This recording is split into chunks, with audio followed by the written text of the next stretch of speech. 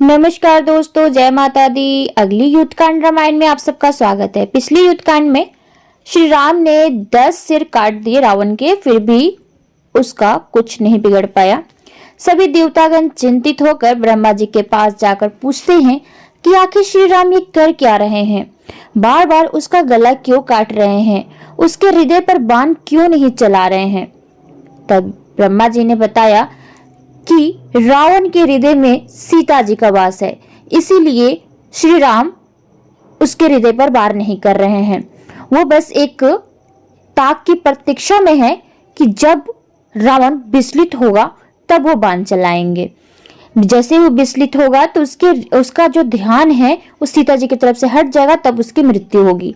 तभी विभीषण जी आकाश में उड़कर जाते हैं श्री राम जी के पास और बोलते हैं कि प्रभु, रावण के प्राण उसके नाभि में है, अपने तीर उसके नाभि में चलाइए।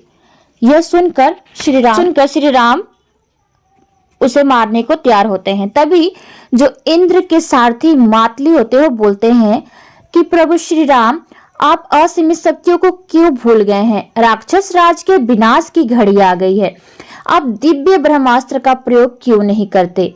इस प्रकार से उस महाशक्तिशाली अस्त्र की याद दिलाए जाने पर श्री राम ने अगस्त्य ऋषि द्वारा दंडकारण्य में हुई भेंट के समय उन्हें दिया गया यह बाण उठा लिया।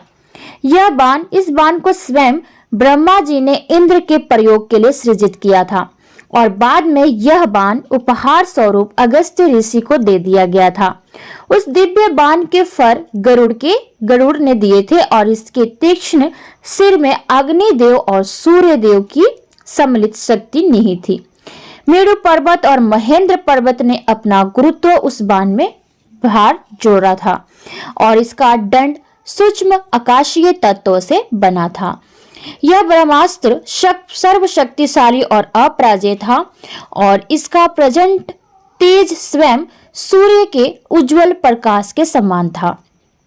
ब्रह्मास्त्र को मंत्रों से जागृत करने व शक्ति प्रदान करने के बाद श्री राम ने इसे अपने धनुष की प्रतिष्ठा पर चढ़ा दिया। लिपट छोड़ते उस समय उस बाण को देखकर वानरों के हृदय प्रसन्नता से भर उठे, जबकि करोड़ों करोड़ राक्षसों का हृदय प्रचंड भय से दहल उठा। श्री राम ने धनुष की प्रतिष्ठा को कान के पास तक खींच लिया, जिसके कारण धरती कांपने लगी और स्वर्ग लोक भी परेशान हो उठा। जब राम ने ब्रह्मास्त्र चलाया तो यह वायु मार्ग पर इतने द्रुत वेग से उड़ा मानो स्वयं मृत्यु उग्र व भयानक मुद्रा के साथ दुष्ट रावण के सीने की ओर बढ़ रही हो। रावण के हृदय के बीचों बीच होकर बेदने के बाद यह दिव्य प्रकाशमान बाण उसके शरीर के पार हो गया, रावण के नाभि में जाकर लगा। रावण की पाप आत्मा को अपने साथ लिए धरती की गहराइयों में विलीन हो गया। इसके बाद वह चमत्कारी ब्रह्मास्त्र लौटकर राम की तरकस में वापस समा गया। रावण के हाथ से धनुष गिर गया और वह निष्प्राण होकर अपने रथ से नीचे धरती पर जा गिरा।